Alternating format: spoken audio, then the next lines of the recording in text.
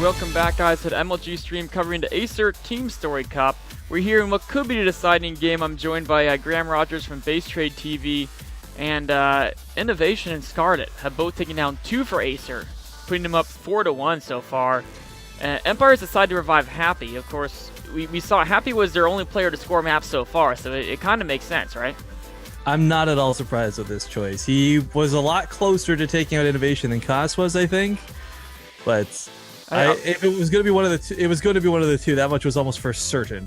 Yeah, and you know, if you look at the fact that Happy also showed a very strong TVZ against Scarlet, and if you think about who does Acer have, well, it's pretty much Terrence and Zerx, right? Is who you're thinking about. So, you know, Happy makes perfect sense there.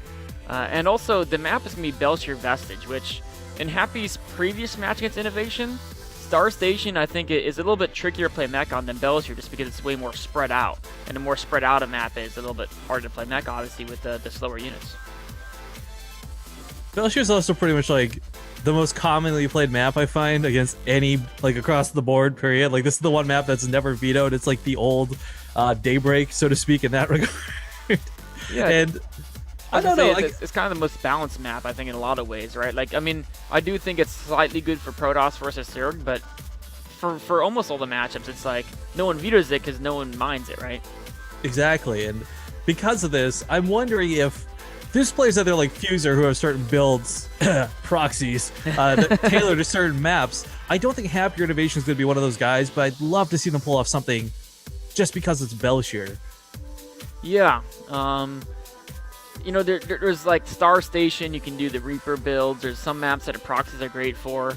Belcher is a map that you can build proxies, kind of where your opponent's 4th base might be, kind of right near their main, just separated by air distance for like really fast Banshee or drop play. But also because that's kind of the most obvious location, if your opponent scouts you and they see that you might be proxying, that's the first place they're going to look. So it's almost been played so much, it's harder to do tricky plays on it. So here we are on Belcher Vestige in the bottom right-hand location. His team is up 4-1. Can he close it out and get that 5-1 victory to Acer surety seeks the Red Terran Innovation? And his opponent in the upper left, playing for Empire, being brought back to life with the power of resurrection. It is Empire's Happy. And Axlab, I'd like to ask permission to do something on the stream if that's okay with you. Absolutely, go for it.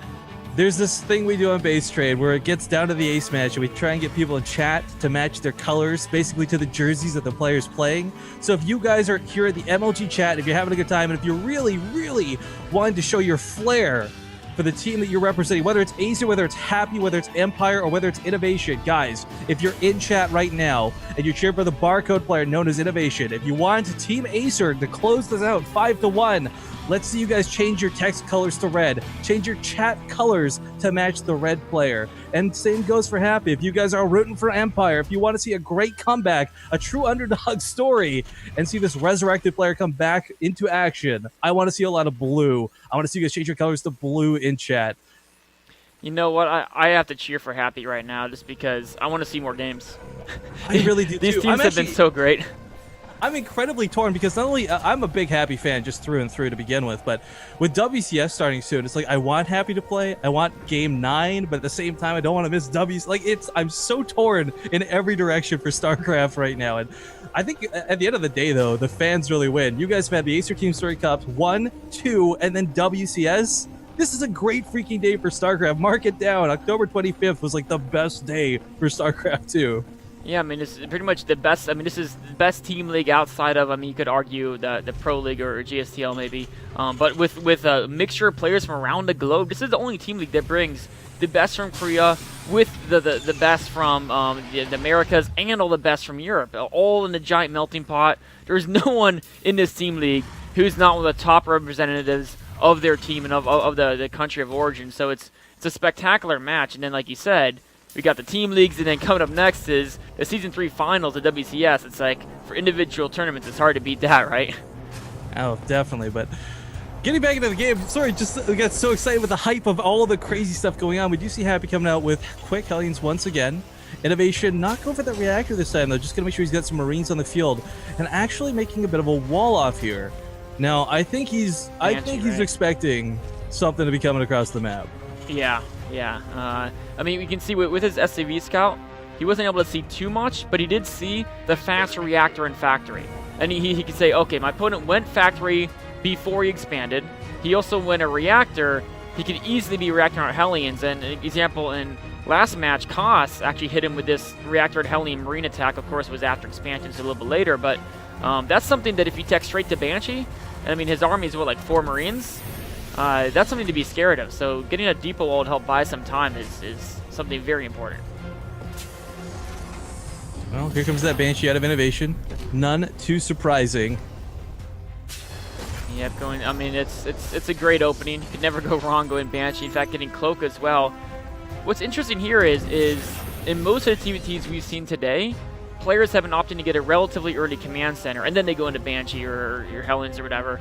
But this game, neither player has expanded yet. And that's going to make, of course, Cloak harder to deal with because you're going to have only a single orbital for scans. But it also means that this Hellion drop, or Hellion Marine type, Hellion Marine medevac attack, we'll call it, is going to hit really, really early. And, you know, what does Innovation have unit-wise to deal with this? He's just got, I mean, he literally has a Widow Mine. Yeah, and this is what I was talking about earlier, like a sort of one base all-in to really try and conquer Innovation. But before the action kicks in, 2 things are worth noting. One, Innovation's Banshees throughout the entire series today have actually done very little. But secondly, you guys in chat are fantastic. I don't know if you got chat open, Axlive, but we just saw like this big flood of red and blue in chat. That's so what thank we you love guys. to see.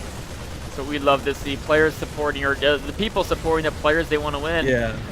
Well, first supply depot is going to go down, and with the Widow Mine going off, actually Happy loses a lot of health on these Marines. But the Hellions should be able to win this fight. The Bio should be able to just take it through and getting into the base here on top of the SCVs. There's almost no hope for Innovation to hold this. He's got units coming out now. SCVs are being pulled, but again, the Hellions with that splash damage, perhaps a little bit too good. Can the Banshee do enough on the other side of the field? No, it's actually chased off by a Viking and a turret, and Happy has done so much damage to Innovation.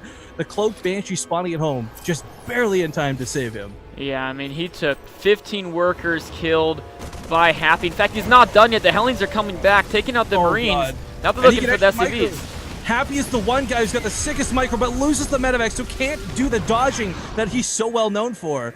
But at the end of the day, it's 25 workers to 12. 16 SCVs were killed, and Happy is looking really good in his position this game. Absolutely. You know, it was so important what you pointed out there. Throughout all of today, Innovation's Banshees have done almost no damage, and this was no different. Happy was absolutely prepared for it. He knew it was coming. He had a missile turret and a Viking. That Banshee got 0 kills and was able to force out a single scan, but that was it. I mean, that's compared to the damage Happy did. I mean, it's pretty obvious who came out on top there. Yeah, and Happy's now taking his own command center. He's gonna, no pun intended, happily expand behind this. And Innovation can try and push, but the reality is he was stripped so heavily of his econ, he doesn't have an army to push with. 2 tanks, 4 Marines, half of them are injured, and a Widow Mine? I don't think this is going to be a problem for Happy to hold this at all. No, and Innovation, actually, I think he realizes he's too far behind economically to try to macro out of this. He's actually, he's faced with a choice. Build SCVs or build units, and he's chosen to cut all SCV production, just spend all his resources on units to make this push work. But like you said, I mean, his army isn't that impressive, and almost more importantly, doing these pushes without air control is very difficult. And there's 2 Vikings and a Raven from Happy that gives him total air control. Yeah, this is basically an all-in response from Innovation, and if Happy holds this, Happy may have just secured a game from Innovation. That early push was so much damage, but it's too early to tell. And of course, the danger of StarCraft 2 is no matter how far ahead you are, if you give your opponent enough time to recover, you can still lose that game. We do see, of course, Happy playing very safe with 2 siege tanks in siege mode, a command center being finished up. And when Innovation sees how safe his opponent is playing, the fact that he chose to do this all-in attack instead of trying to macro out of it, in some situations would have been the right choice. Maybe he could have caught Happy off guard, but Happy is more than ready for this. He can even launch a Seeker missile. Now, if the Banshees can kill the tanks, that could be key. Yeah, but not going to be afforded that opportunity. Again, Banshee's going to shut down outright. Auto turret's probably going to come down. A lot of miscontrol from Happy there, actually. Yeah, but he should still be able to hold this. It's only 2 tanks. He can repair the tanks he has at home. He can siege up on the high ground. Oh, he's got to repair those. Those 2 Marines are trying to be heroes and finish them off, but Didn't quite make it. Actually, here comes another Banshee, and this time there's no more Vikings left. 2 Marines are not going to be enough to deal with this Banshee. Has to get that Viking cranked out as soon as possible. But looks like he's going to come in for the push. Going to try and take this. Auto turret goes down, so priority targeting will be a factor as we see Innovation unable to A-move the Banshee around. Oh man, you know, Happy is just taking such a beating here, but at the end of the day, I think once this Viking comes out, he will be okay. You can see units lost is getting even, whereas Happy was way ahead. Innovation definitely out-controlling Happy in this engagement, but Innovation never made SCVs behind this. Yeah. Again, he cut everything. He needs to win with this decisively, and simply doing damage is not going to cut it.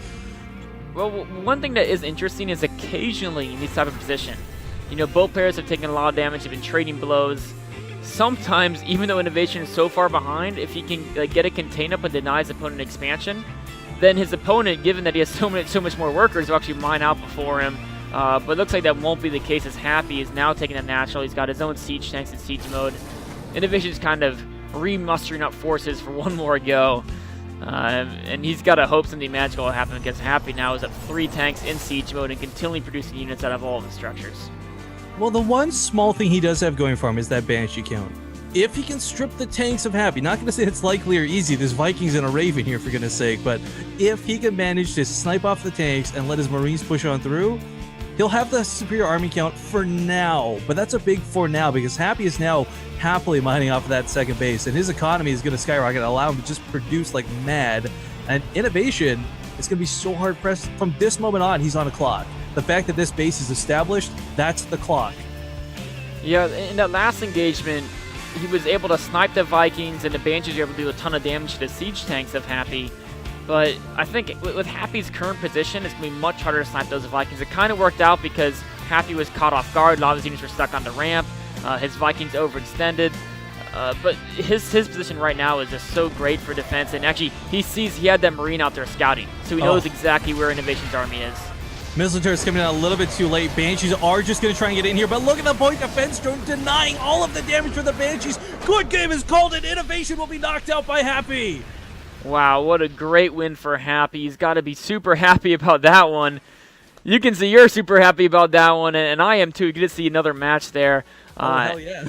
And you know what? I love seeing when these Korean players who are often considered unstoppable, guys like Innovation, who's one of the top couple players in the world, the fact that, you know, Happy from Europe, you know, can actually go toe-to-toe with them. You know, yes, he lost in one game on Star Station, but now striking back on Belshire Vestige. It really shows, you know, that StarCraft 2 is an international game. The best players come from all around the world, and Happy's making that stand now. Well, who does he come against next is going to be the biggest question. Everyone might be defaulting MMA, but of course, it could very well be Nurchio. Or Nurchio, yeah. Nurchio or Blah. It could be either one of those. And then, Nurchio, of course, is particularly good at getting under Happy's skin, too. So. Yeah. Nurchio and Happy have had encounters before. They're well acquainted with each other. You know what? Actually, I want it to be Nurchio just for that to occur. We'll have to see, though, of course. Right now, the score is 4-2 in favor of Acer. Game 7 will be coming up next.